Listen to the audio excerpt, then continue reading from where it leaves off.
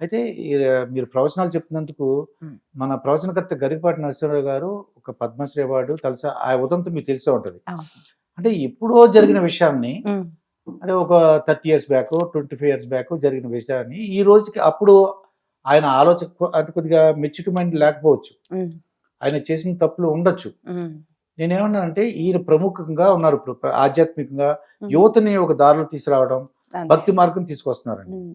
అంటే పాత విషయాలని తవ్వి అది కూడా పట్టుకోవాలా, ఇప్పుడు అవసరం లేదంటారా?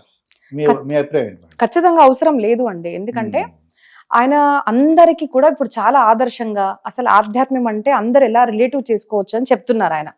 ఆయన వల్ల యూత్ కానివ్వండి అందరు కూడా చాలా ప్రభావితం అవుతున్నారు. ఆడవాళ్ళు కానివ్వండి, మగవాళ్ళు కానివ్వండి, ఒక సంసారం ఎలా ఉండాలి, ఒక స్టూడెంట్ ఎలా ఉండాలి, అన్ని రకాలుగా చెప్తున్నారు ఆయన.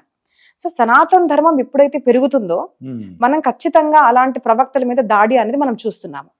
ఎవరి మీద ఏ లాంఛన వెయ్యలేమో అట్లాంటప్పుడు వీళ్ళ మీద మర్డర్ కేసు, స్కాము, చరిత్రహీనులు ఇట్లాంటివి వేయడం అనేది మనం పూర్వం నుంచి చూస్తున్నాం. ఇప్పుడు మనం చూస్తే కొన్ని వర్షాల క్రితము మన జయేంద్ర సరస్వతి గారు, కాంచి పరమాచార్య, ఆయనను కూడా అరెస్ట్ చేయడం జరిగింది. సో మన రీసెంట్ గా చూస్తే ఈషా ఫౌండేషన్ మన సద్గురు గారు, ఆయన రివర్స్ గురించి చేశారు, ఎవరేమనలేదు. ఆయన సాయిల్ గురించి చేశారు, ఎవరేమనలేదు. ఆయన టెంపుల్, సనాతన ధర్మం టెంపుల్స్ ఫ్రీయింగ్ గురించి మాట్లాడడం కానీ ఆ ఫౌండేషన్ బాగాలేదు, అక్కడ ఇలా జరుగుతుంది అలా జరుగుతుంది, దాడులు చేసేస్తున్నారు. సో సింపుల్ థింగ్ ఏంటిది అంటే మనం పాజిటివిటీ పెరుగుతున్న కొద్దీ అలాంటి ధర్మ ప్రవక్తల మీద కొంతమంది దాడులు చేస్తూ ఉంటారు. నేను పబ్లిక్ తో వినవి ఏం చేస్తానంటే మన ధర్మ ప్రవక్తల మీద మీరు శ్రద్ధ అనేది పెట్టుకోండి. మన వాల్మీకి ఋషి కూడా పూర్వము మన భాషలో చెప్పాలి అంటే హీ వాజ్ మర్డరర్. అందరు స్కామ్ చేయడము, ధనం తీసుకోవడం, చంపేయడం. కానీ దైవానుగ్రహం వల్ల, గురు భక్తి వల్ల ఆయన మంచి మార్గానికి వచ్చారు. ఆయన చదివిన రామాయణం ఇప్పుడు మనం చదువుతున్నాము. కాబట్టి ఎవరేం తప్పులు చేశారో పూర్వం అన్నది ఇంపార్టెంట్ కాదు. మనం అందరం కూడా తప్పులు చేస్తుంటాం. To err is human. మనిషే తప్పు చేస్తాడు. తప్పు చేయడం తప్పు కాదు, తప్పు తెలుసుకొని మంచి దారికి వచ్చేవాడు ఎప్పటికైనా మంచివాడు. ఆయన చేసింది అది కూడా నేనేం అంతేం తప్పు అనుకోనండి. అది తీసి ఏదో వాళ్ళ మీద దాడి చేసే అవసరం లేదు. వాళ్ళ మీద శ్రద్ధ పెట్టుకోవాలి. ఆయన నడిపే మంచి మార్గంలో మనం వెళ్ళాలని నేను కోరుకుంటున్నాను. ఇప్పుడు ఏంటంటే అది సైకలాజికల్ గా అంటారు కదండి, ఆయన కొద్దిగా బలహీనం అవుతారు. ఎందుకంటే ఇన్ని నీచుడు అది ఇంకా అంటరాని మాటలు మనం ఆ తమిళ చూస్తుంటే, అంటే ఆవిడ మొదటి భార్య ముందుకు వచ్చిందండి. వచ్చి ఏమంటదంటే ఈయన ఒక ప్రవచనంలో చెప్పారంట, ఏదన్నా ఆడవాళ్ళకి అన్యాయం జరిగితే రండి, బయటికి రండి, మీ యొక్క అన్యాయాన్ని చెప్పండి అందరికీ అని చెప్పారట. అందుకే నేను వచ్చానని చెప్తుంది ఆవిడ. అప్పుడు 25 years బ్యాక్ నన్ను బయటకు పొమ్మన్నాడు, నా ఆస్తి తీసుకున్నాడు, అలా చెప్తున్నాను ఆవిడ. ఏది ఉన్నా కూడా ఆవిడ నిజంగా రావాలంటే ముందే రావచ్చు కదండి. ఫేమస్ అయిన తర్వాత అటాక్ చేస్తున్నారు అంటే అది ఖచ్చితంగా ఒక ఐడియా, ప్లాన్ అనేసి మనం అర్థం చేసుకోవాలి.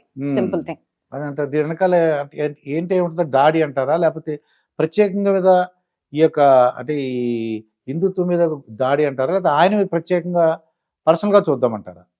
పర్సనల్ గా కూడా చూడండి, రెండు రకాలుగా చూడొచ్చు. ఒక పర్సన్ ఎప్పుడైనా ఎదుగుతున్నాడు, ఫేమస్ అవుతున్నాడు అంటే కొంతమంది ఖచ్చితంగా కడుపు మంట అనేసి ఉంటుంది.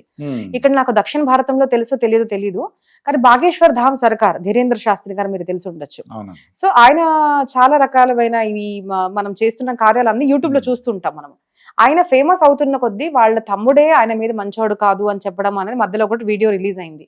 ఇవన్నీ ఎందుకు జరుగుతున్నాయి అంటే ఒక ఫ్యామిలీ మెంబర్ లేదంటే మన ఒక మనిషి మంచిగా ఎదుగుతున్నాడు అంటే కొంతమంది కడుపు నొప్పి వచ్చి వాళ్ళు పర్సనల్ గా కూడా వాళ్ళ మీద దాడి చేయడం అనేది జరుగుతుంది. First thing.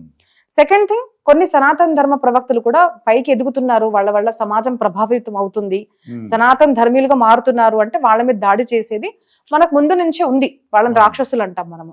సో మనం ఆలోచించాలి ఎప్పటికన్నా మన ధర్మ ప్రవక్తల మీద మనకు నమ్మకం ఉండాలి. వాళ్ళు మంచి చెప్తున్నారు కదండి, వాళ్ళ వల్ల మీలో మంచి మార్పు వస్తుంది. సో ఏ ప్రవచనకర్తల వల్ల రెండు మార్పులు రావాలండి. ఒకటి ఏంటిది అంటే మనం మంచి చేయాలి అనుకోవాలి. సెకండ్ థింగ్ ఇస్ పాపం వదిలేయాలి అనుకోవాలి. ఇది ఎవరి వల్ల జరుగుతుందంటే మనకు వాళ్ళ మీద శ్రద్ధ ఉండాలి.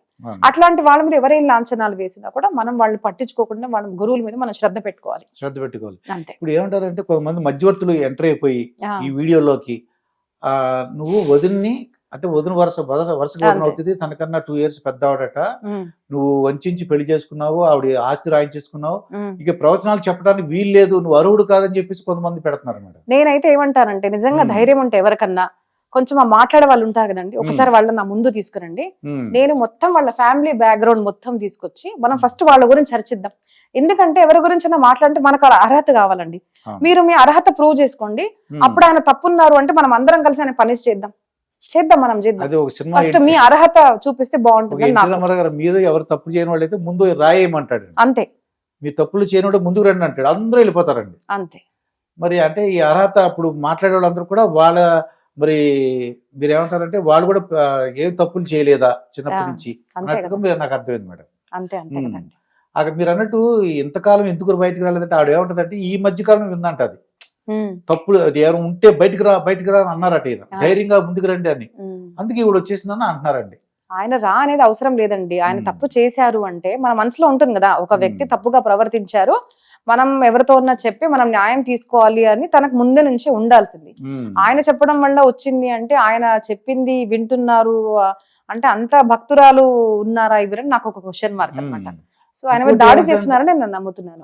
ఆవిడ ఏమంటదంటే అండి, ఈ మా గరికపాటి వారు ఇలాగ పోలీస్కి 9 నెలల క్రితం క్రిమినల్ కేసు పెట్టారటండి. క్రిమినల్ కేసు పెట్టకుండా ఎవరితో మధ్యవర్తులతో కబురు చేస్తే నేను అంటే ఒక వీడియో చేసినట్టు వాలి సుగ్రీవుడు గురించి. సుగ్రీవుడు అన్నవాడు వాలి యొక్క భార్యను తీసుకున్నాడు, అంటే తమ్ముడు అన్న భార్యను తీసుకెళ్లాడు, ఆ టైప్ లో నువ్వు చేశాను వాలి సుగ్రీవుడు యొక్క భార్య పెట్టుకుంటాడు అనమాట. అది అంటే పేర్లు చెప్పలేదు, నేను ఆ వీడియో చేశాను, నా మీద క్రిమినల్ కేసు పెట్టించాడు నా కొడుకు చేత, మధ్యవర్తుల చేత ఎవరితో కబురు చేస్తే నేను ఆ వీడియో తీసేద్దు, నేను మాట్లాడకుండా ఉందును కదా అంటుందండి ఆవిడ. అది మెయిన్ గొడవ. ఏదున్నా కూడా మనం ఫస్ట్ క్రిమినల్ కేసు పెట్టాడు నా మీద ఆయన అనేసి ఇంకా అనరాని మాటలు, అంటే నేను మనం వెళ్ళని అనరాని మాటలు ఆయన అనిపించుకున్నారండి. ఏదున్నా కూడా మనం ఇద్దరు పక్షాలు ఫస్ట్ వినాలండి. తర్వాత ఏమన్నా కేసు పెట్టారు అంటే అవన్నీ డీటెయిల్స్ వాళ్ళు ఇవ్వాలి.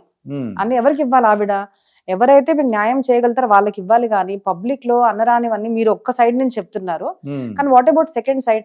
నేను ఒక మాట చెప్తున్నానండి, సమాజంలో అందరు ఆడవాళ్ళు మంచిదని నేనైతే అన్నానండి. ఎందుకంటే ఇప్పుడు చూస్తే 80,000 మహారాష్ట్రలో యువకులు చనిపోయారు.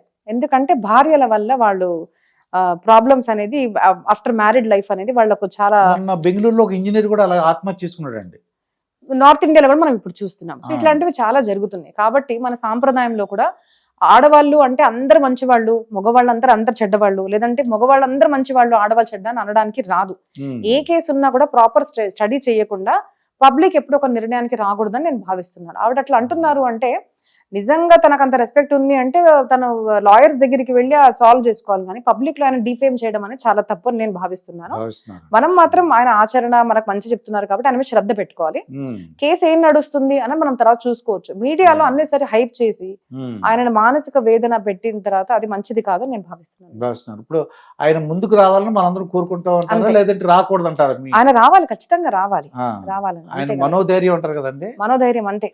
ఆయన పరమాత్మ ఇస్తారండి, మంచి పని చేస్తున్నారు కదా, పరమాత్మ ఇస్తారు. ఆవిడకి నిజంగా ఉంది అంటే దేవుడే న్యాయం చేస్తారు.